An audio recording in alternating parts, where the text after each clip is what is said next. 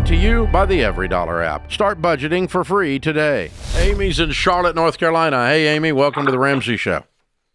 Thank you for taking my call. Sure, what's up?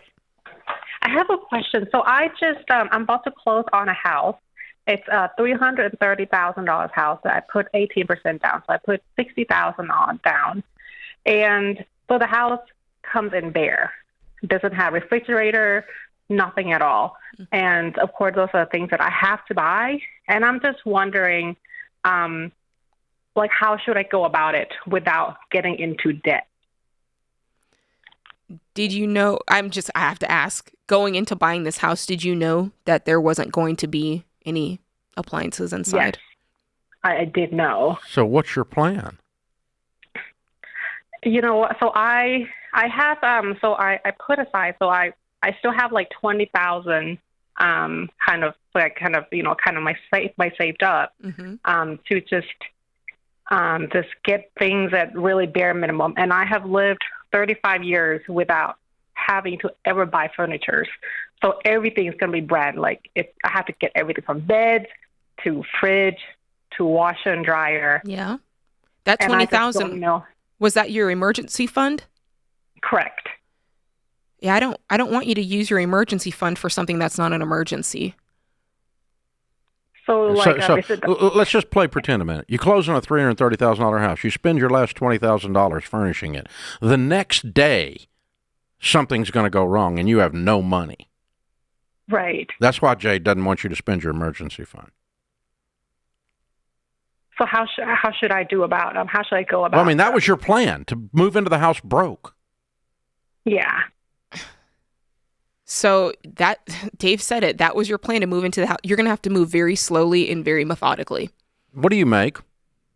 I make 35 tax free, and I make around 40 has to be taxed. So I make 75, 70. Yeah, around there. Where do you get tax free income? From retirement from the military, disabilities. Oh. Okay. So what's your what do you bring home each month? Help me out. 5,000. Okay. So let's see here. And you're completely debt free, or did you buy this house with $330,000 mortgage? No. I meant other debt. Oh, you have other debt? So I have no other debt. Okay. And I finance house $275,000. Oh, you put 60 down on 330 purchase. Okay, that's better. Okay, so what this looks like is every month you're going to be doing a detailed budget in order to figure out how much margin do you have to put towards what the most important thing is. So if I'm you, I'm making a priorities list. The place you live now, do you have furniture in it? No, I'm renting a room, so everything is furnished. And I'm not sure if that's relevant, but my boyfriend's going to be moving in. And my other question is, it's going to be my house, and he's going to help me pay for mortgage. And I'm trying to pay it within 20 years, and he's going to help me pay for the mortgage. But since it's in my house, and I wonder what is a fair amount that he should pay in? Because at the end of the day, if we don't work out, it's going to be my house, and I don't want to screw somebody over. And what do you guys think is fair? So that's my second. Yeah. Okay. So let me back up to the other part first. Okay. You're renting a room and you don't own a bed. No, I don't own anything at all. Okay. All right. The first thing I want you to do is I want you to take $5,000 and go buy a mattress and a bed. And I want you to buy a used refrigerator, and I want you to use the laundromat until you can save up the money and buy washer and dryer. It's going to leave you $15,000 in your emergency fund, and then you're going to cash flow furnishing this place out of your income. So every month or two, you're going to buy another appliance, another piece of furniture, and you're going to pay cash as you go. You don't do this with a mattress, but everything else in the house, go to the rich end of town and go to the garage sale, and you can buy a $9,000 leather couch for $500 at a garage sale in the rich end of town, because the lady redecorated and didn't like the color anymore. Okay, and that's how you're going to furnish this place. The first round of furniture. Get a decent refrigerator. That's kind of gets life started. You can go to the laundromat until Christmas, and then you can save up and buy a washer and dryer. If you want to do it faster, you can buy a used washer and dryer and later on upgrade to a new one, all with cash, and sell your used one on Craigslist. Okay, so you're going to $15,000 you have to keep in the account. $5,000 budget to get you started with a bed and a refrigerator and a couple of other items. Okay. Okay. Does that make sense to you?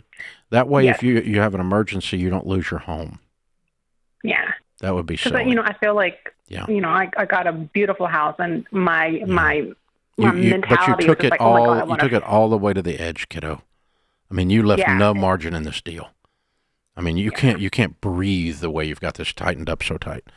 Then the second piece is, I don't recommend that you ever buy a house or depend on someone that you're not married to pay for your house. And so, Right. if you're going to choose to shack up with him, I would.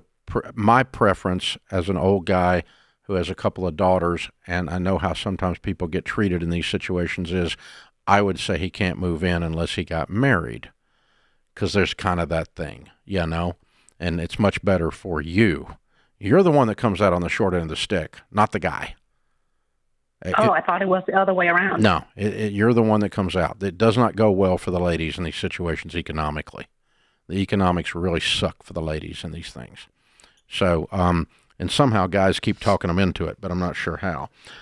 So I'll just be old fogey, and you can be mad at me if you want to. I love you, and I want you to win, and I'm telling you the truth of what I would do if I were in your shoes, or what I do tell my little sister or my best friend or whatever. He doesn't move in unless he gets married. You run your own life, and if he's a man and wants to step up and serve his spouse, then he can come on board here and we'll go. Aside from that, if you're going to do this, don't depend on him to do it, and then you can just decide. There's not a fair price for shacking up. There's not a shacking up schedule. Mm-hmm. We don't have a schedule for that. There's not a price on it. So you just got to decide, who's paying for the mustard, who's paying for the mayonnaise, who's paying for the bread, who's paying for the lights, who's paying for the water, or what percentage or whatever. And you got a roommate. Yeah, it's a roommate situation. It's a roommate situation. And it's just like in college, that's my mustard. It's the same stuff. And so that's the problem you get into. And it doesn't bode well statistically. The data points don't bode well for your future wealth building in this scenario. And it doesn't even bode well for his future wealth building. There's actually what we call a marital advantage in the statistics out there, in the data. People who are married have an economic advantage over those who are not. The data is slam dunk. It's not even close. So something to consider. I got all up in your business, but you asked, darling. Mm-hmm. So, but yeah, as far as the house goes, $15,000 in the account. Get a refrigerator and a bed, used furniture on the rest of it. Work your way up with cash flow. What do you think? I was shocked you gave her the 5,000 out of the 20, if I'm being honest. But well, I think she's going to go buy a refrigerator. I don't think we can stop her. Look, Jade Warshaw would have said, you better get you an air mattress and stop playing. I'm not telling her to get a real mattress. You get an air mattress and you get you a college refrigerator. I'm talking about the little guy that goes on the floor, because I want this as a reminder to never do dumb stuff like that again. Yeah, never take yourself all the way to the edge. Yeah. That's the dumb thing. You took yourself all the way to the edge. And then what should have been a blessing can end up being a curse, and that's what we're afraid for, honey. Living like a rapper in this big old house. And no furniture. With no furniture. That's how rappers live? I didn't know that. Giant gold chain. I didn't know that. Okay. And no money. Just learned something.